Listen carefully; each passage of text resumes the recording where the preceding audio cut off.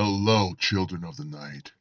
Tonight, we will plunge ourselves into how it all began. This is the first time we have narrated an entire book, but grateful to have permission to do so by the author himself.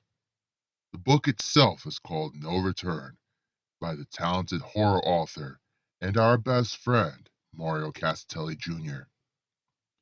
Links to where you can purchase your copy if you want your own copy, or to read ahead will be in the description below. Don't forget to smack the hell out of the like and subscribe button for more content, the bell icon to ring away bad spirits, and enjoy your mind being flooded with sorrowful delight. The virtual Copperhead Company sat upon an island 90 miles off the coast of Mexico.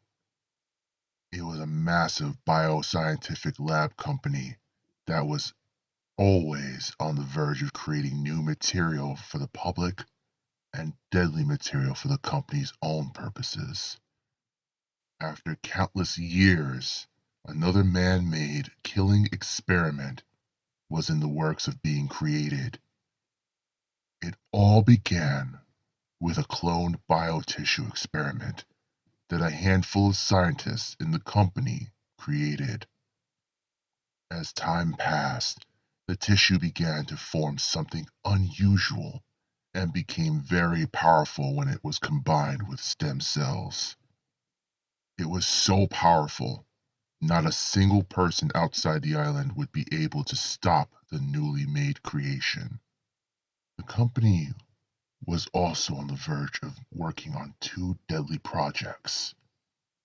Most of the employees who worked with the company never knew these projects even existed. Like the biotissue experiment, only a handful of scientists were chosen to be part of these projects. Two projects were kept so secretive and so concealed that drastic measures were taken in order to keep its existence from leaking out to the public. The chosen scientists who worked on the projects had their lives and their families' lives threatened, and a new release in bomb technology was used on them. They forcefully underwent a surgery that would change their lives forever. During the surgery, a small bomb the size of a microchip was implanted deep inside the mainframe of their brain. If they were to say anything about the projects to anyone besides the chosen scientists or CEOs, or even bring up the topic of its existence, the bomb would trigger and obliterate the cerebrum stem.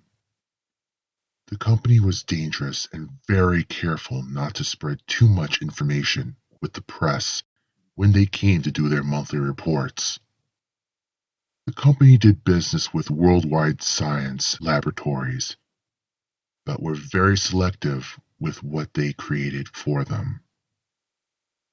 They also seemed to have a great deal in the stock market when selling their products.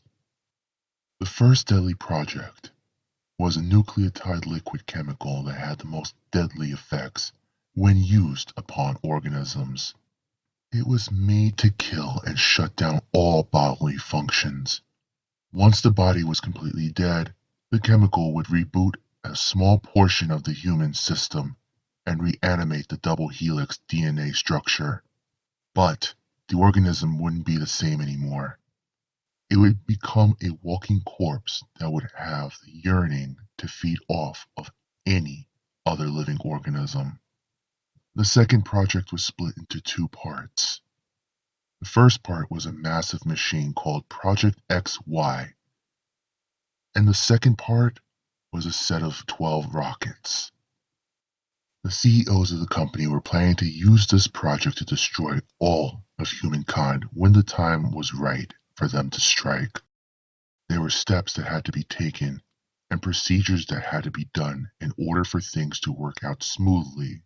for their plan to work. There were two CEOs of the company. The first CEO was Kevin, who was in his late 60s, and the second was Margaret, who was in her early 50s. They didn't care about anything except their precious company, their money, and what was being created within their company. They were extremely self-centered people who thought that the world revolved around them at all times. They didn't care about the lives of their workers they employed, and they certainly didn't care about anyone else who lived outside of the island. There were also three other people who served the two CEOs. They were like professional bodyguards for them. The first was a very powerful Russian male who did their dirty work and handled 90% of their workload. He'd do anything for them. He'd even take a bullet for them if it came down to that. The second person was a German spy. The CEOs only needed him when they suspected unrest within the company. They would send him out to investigate in secrecy the cause of the problems. And if it came down to murdering someone, he'd have no problem doing so. The last person was a Russian woman who assisted the German spy and CEOs whenever they needed it. She was related to the Russian man, but didn't do as much as he did.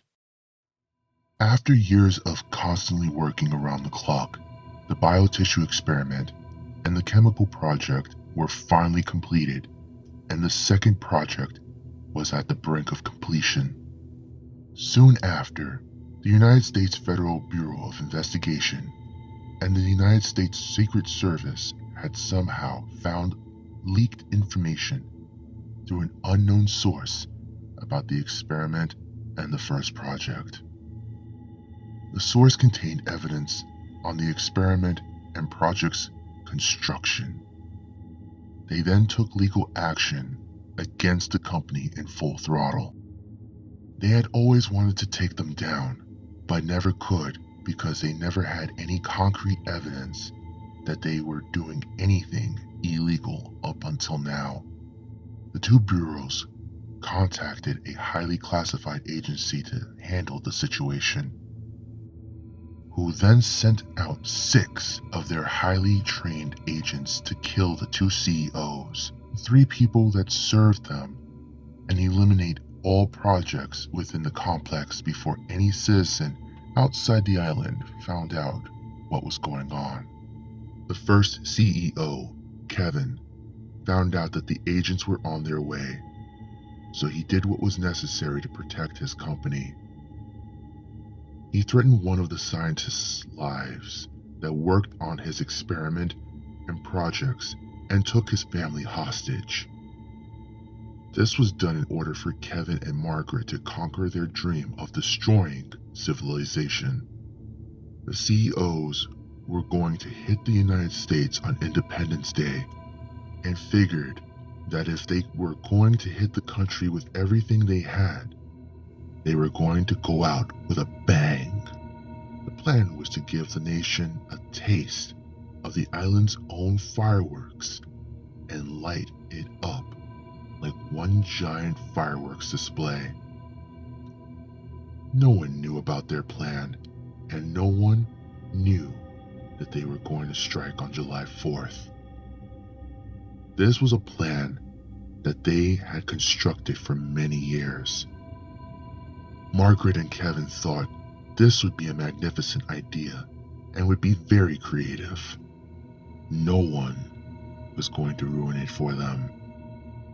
The chosen scientist was to follow specific instructions given by the CEOs of the company to unleash the deadly chemical and fuse it with the biotissue, releasing it into the water supply system. In doing this, the deadly liquid chemical would infect the biotissue, causing a chain reaction to make a more powerful effect when it contaminated the water. In order to get the scientists to do what was ordered by the CEOs, The Russian worker locked his family in a heavily guarded gas chamber. Also, he had a microchip bomb implanted in his brain too, but the CEOs wanted a more maleficent effect, just for the fun of it. In order for this to work, where the two CEOs, two Russians, and Germans survived, everyone had to be sacrificed and no questions were to be asked. Let's go back to when this disaster took place and explain from the very beginning what had happened that day, step by step. But most importantly, let's look over what the chosen scientists for the evil CEOs.